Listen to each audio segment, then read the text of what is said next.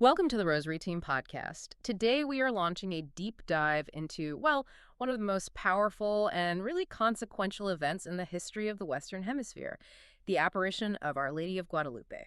And our mission here is to go a little deeper than just the miracle story you might already know.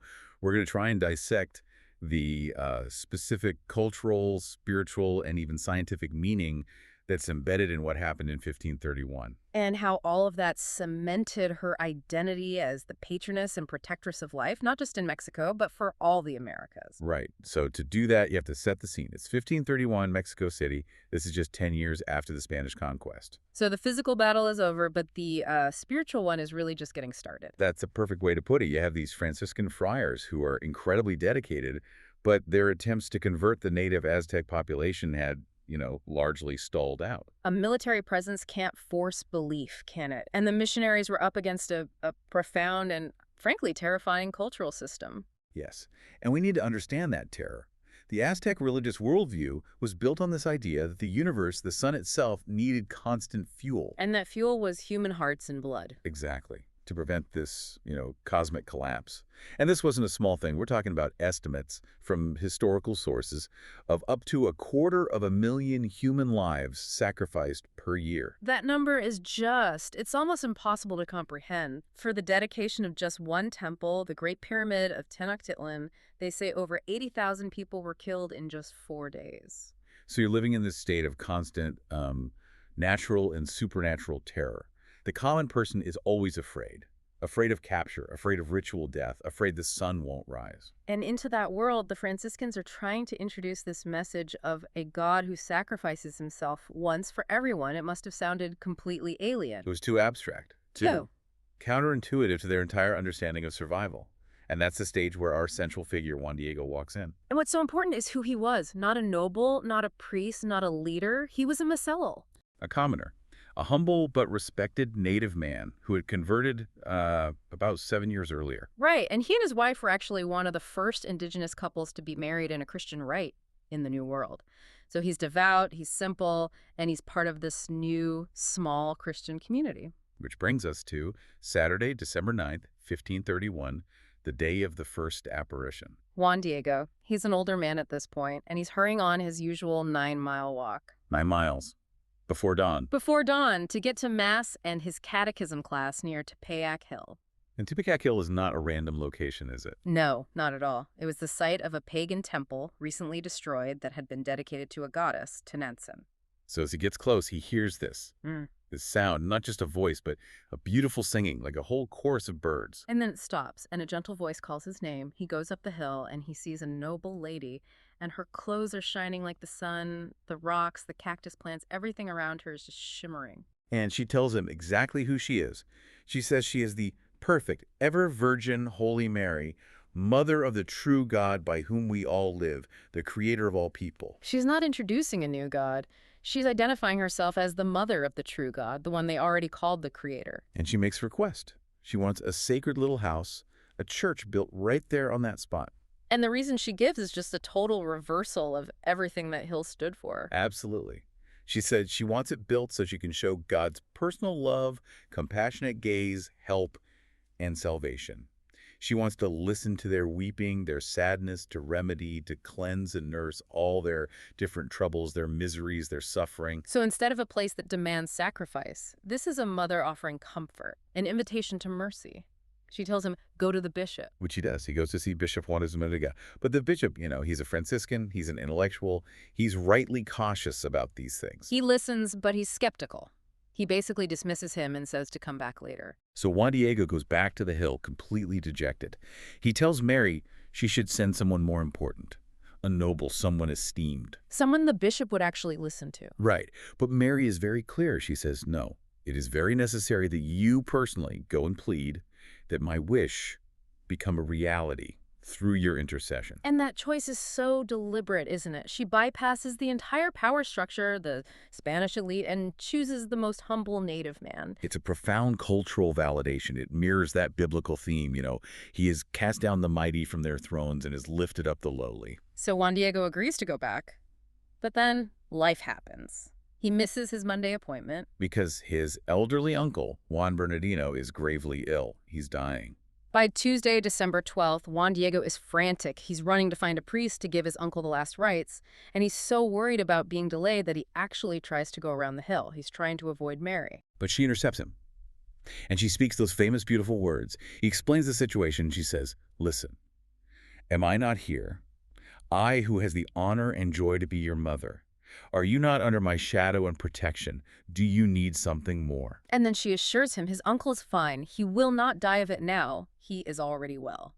And we know at that very moment, his uncle was cured.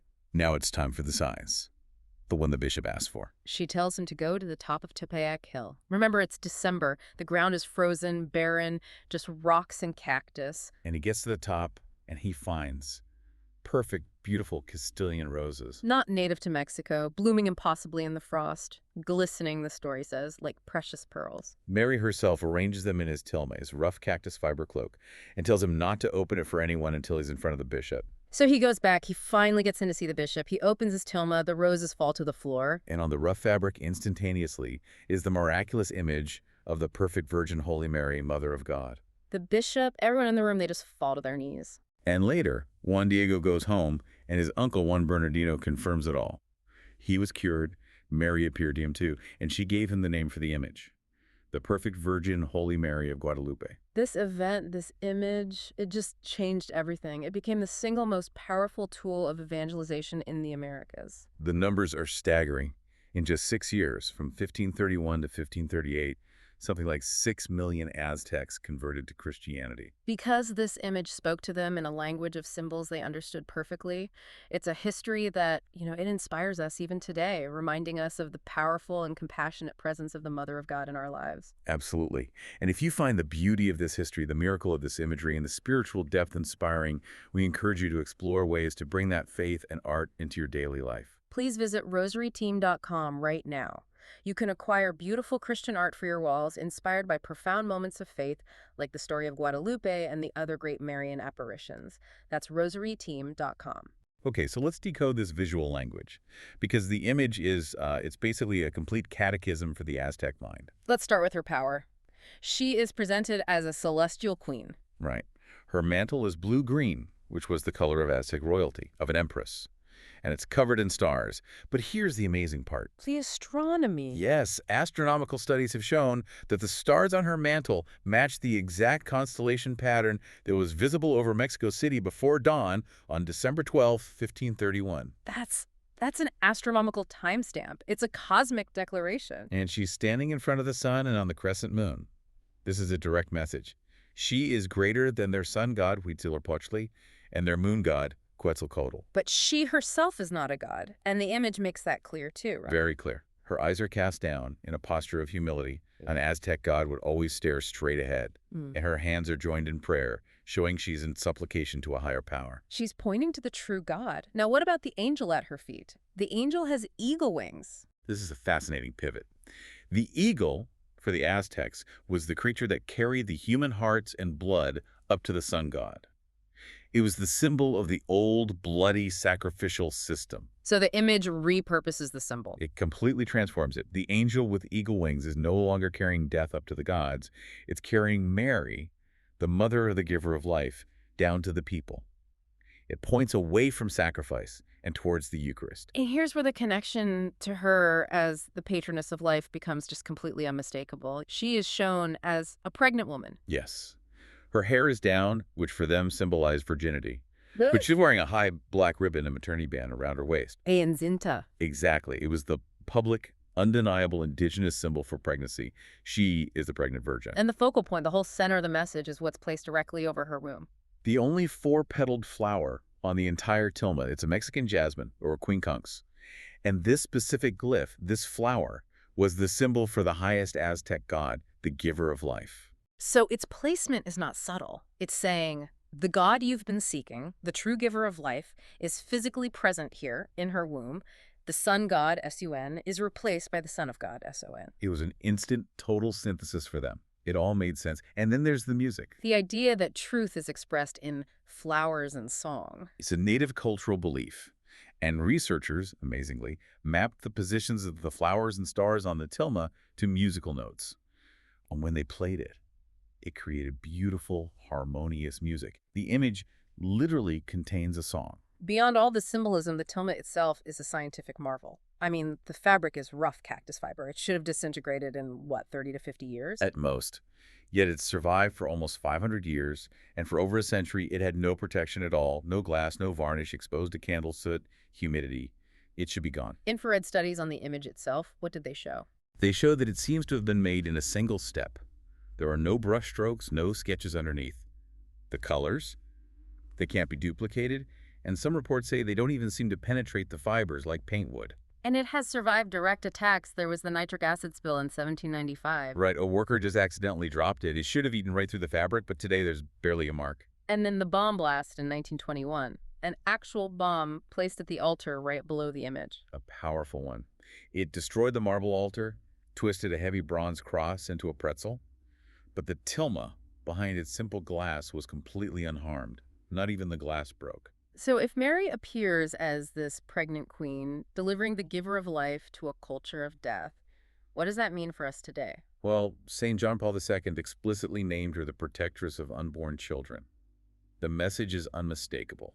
She is an expectant mother with an unborn child, and that child is literally the center of the image and the center of the message. It connects so well with the idea of mercy. The Hebrew word for mercy, rahaman, comes from the word rahem, which means womb. Mercy and the womb are linked.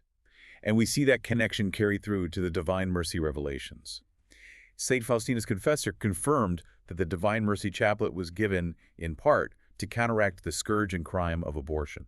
Faustina wrote about suffering these terrible pains at night, and Jesus told her she was making reparation for the souls murdered in the wombs. So Mary's appearance in 1531 is still this continuous appeal to protect the most vulnerable among us. The impact of Guadalupe is just. It's immense. It ended human sacrifice, it brought unity, and it's still a model of evangelization that works with a culture to reveal the truth. It's the most visited sacred Catholic site in the world. It really is, and it serves as this active, living source of intercession, especially for the sanctity of life. So maybe a final thought for you to take with you is to consider how the chaos and fear of 1531 might mirror some of the cultural upheaval we feel today. Mary's response then wasn't anger or a rebuke. It was a promise of personal love and protection. We can close with the prayer from the U.S. bishops to the Virgin of Guadalupe. Let us pray. Virgin of Guadalupe, patroness of unborn children, we implore your intercession for every child at risk of abortion. Help expectant parents to welcome from God the priceless gift of their child's life. Console parents who have lost that gift through abortion and lead them to forgiveness and healing through the divine mercy of your Son. Inspire us all to bring our faith into the public life to speak for those who have no voice. If the history and the majesty of Our Lady of Guadalupe resonates with you, remember the profound impact that faith and beautiful Christian art can have on your home and on your life. Please visit rosaryteam.com to acquire beautiful Christian art for your walls. Thank you for listening to the Rosary Team Podcast.